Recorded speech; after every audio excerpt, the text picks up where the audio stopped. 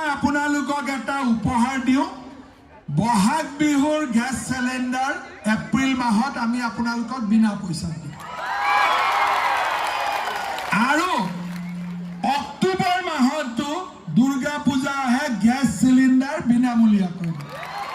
ভাল হ'বনে বেয়া হ'ব ভাল হ'বনে বেয়া হ'ব আৰু দুটা মোৰ উপহাৰ আছে আমাৰ যুৱ মৰ্চা ল'ৰাবিলাকে কৈ থাকে মামা আমাৰ কি হ'ব আমাৰ বুথৰ ল'ৰাবিলাকে মোক কৈ থাকে আমাৰ কি হ'ব যোৱাবাৰ আমি এটা আঁচনি দিছিলো CMAAA 2 লাখ টকাৰ পৰা 5 লাখ টকা পাই বেহা বেপাৰ কৰিব পাৰে টকাটো চৰকাৰক ঘূৰাই দিব নালাগে যোৱাবাৰ আমি বৰচলাৰ 1000 ল'ৰা ছোৱালীক দিলো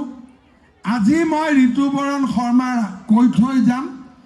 এইবাৰ আমি বৰচলাৰ 10,000 ল'ৰা ছোৱালীক CMAAA দিব লাগিব বাংলাদেশী মিয়াকে মঠ মন্দিৰৰ 4-5 কিলোমিটাৰ আঁতৰত বেলেগ মানুহে থাকিব নোৱাৰে সেইটো আছিলে বৰপেটা বটদ্ৰৱা আৰু মাজুলী বাকি জাগাৰ কাৰণে নহয় কিন্তু এতিয়া আমি যদি আমাৰ মাননীয় বিধায়ক ডাঙৰীয়াই দাবী কৰে বিধানসভাত আমি লিষ্টত শিঙৰি মন্দিৰো সোমাই দিব পাৰিম এতিয়ালৈকে আমি ৰাখিছোঁ বৰদোৱা বটদ্ৰৱা মাজুলী আপোনালোকে পৰামৰ্শ দিছে মইতো পজিটিভলি লৈছোঁ कांग्रेस ने जो अपप्रचार किया आपके खिलाफ आप लीगल एक्शन भी लिया है 100 सीट जीतेगा सर बरसला जो हमारे अंचल शहीद नेशनल लेवल स्वीकृति পোৱা নাই শহীদৰ স্বীকৃতি মানে কি আমি যিমানে অনুষ্ঠান প্ৰতিষ্ঠান পাতিম সিমানে স্বীকৃতি পাম পাঠ্যপুথিটো দিব লাগে আমাৰতো অসমৰ পাঠ্যপুথিত এতিয়া আমি দিছোঁৱেই আৰু বিভিন্ন ধৰণে আমাৰ শ্বহীদসকলৰ কাৰণে এতিয়া আমি কামো কৰি আছোঁ স্কুল অনুষ্ঠান প্ৰতিষ্ঠান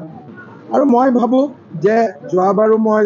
আমাৰ ঢেকীয়াজুলিত শ্বহীদ দিৱস হওঁতে 2 বছৰ আগতে আহোঁতে মই বহুতখিনি কথা কৈও গৈছিলোঁ যে কেনেকৈ আমি ৰাষ্ট্ৰীয় মানচিত্ৰত নিব লাগে শহীদ পৰিয়ালে কয় নিযুক্তিৰ ক্ষেত্ৰত কিবা কোটা লাগে কিমান দূৰ ঠিক চব শ্বহীদ পৰিয়াল বুলি হ'লে কি হয়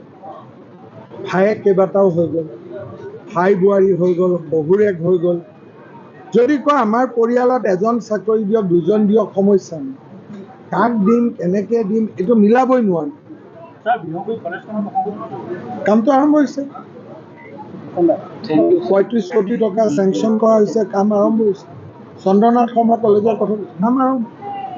ৰিপোৰ্টাৰ পৰা কালিস্তানৰ ৰাস্তাও মোটামুটি এপ্ৰুভেলৰ ষ্টেজত আছে